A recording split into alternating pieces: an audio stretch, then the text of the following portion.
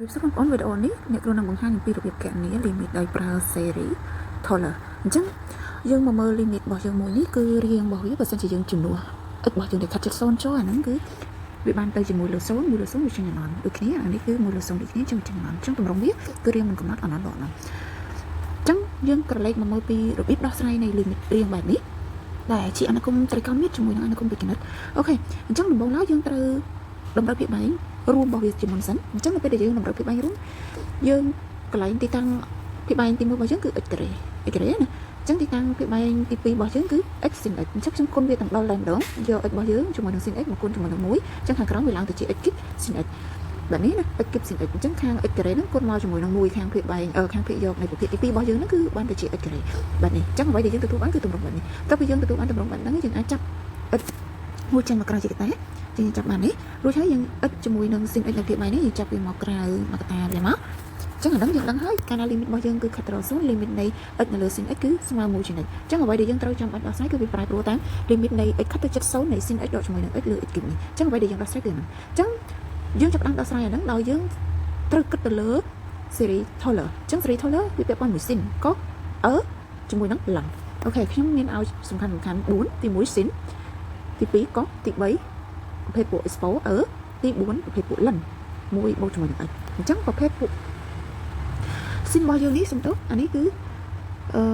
គេកណលេខឲ្យមកស្រាប់ទេណាតាមពិតអានេះវាបានមកពីស្វ័យគុណរបស់វាគឺស្វ័យគុណ3គឺ3 factorial អានេះក៏ដូចគ្នាដែរអានេះគឺវាបានមកពីស្វ័យគុណ5អញ្ចឹងអាហ្នឹងគឺគេនេះមកឃើញ125អញ្ចឹងអានេះវាស្វ័យគុណគូសម្រាប់កគឺស្វ័យគុណគូអញ្ចឹងអានេះវាបានមកពី sin factorial អានេះគឺស្វ័យគុណ4អញ្ចឹងអានេះវាបានមកពី4 factorial ដូចគ្នាយើងដកឆ្លាស់តែសញ្ញាបូកដកហូហែមកចុចតាមជាក់ស្ដែងអញ្ចឹងសម្រាប់ sin គឺស្វ័យគុណលើ x របស់យើងស្វ័យគុណសេះសញ្ញាយើងដកបូកដកមកសម្រាប់ករបស់យើងគឺស្វ័យគុណគូអញ្ចឹងសញ្ញាវាបូកដកដូចគ្នាសម្រាប់ប្រភេទពួកអូខេប្រភេទពួកគឺមាន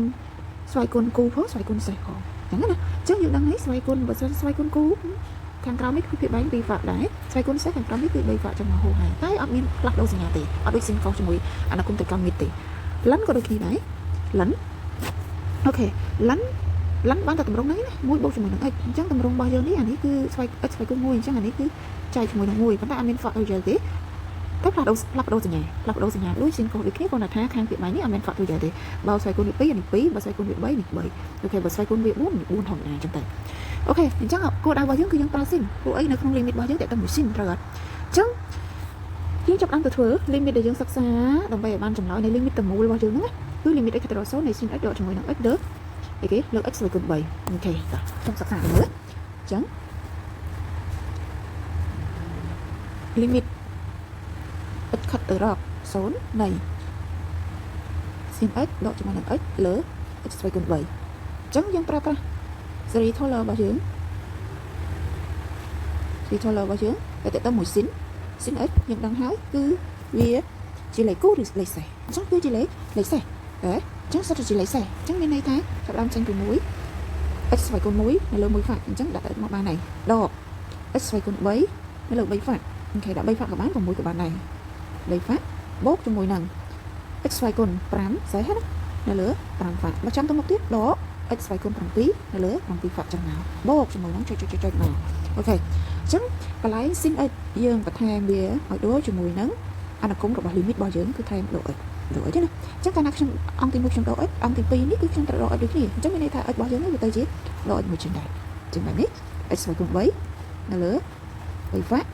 បូកជាមួយនឹង x ស្វ័យគុណ5នៅលើ5 fact ដកជាមួយនឹង x ស្វ័យគុណ7នៅលើ7 fact បូកជាមួយនឹងចុចមកបាទហ្នឹងអញ្ចឹងបន្តទៅទៀតខ្ញុំចង់បាន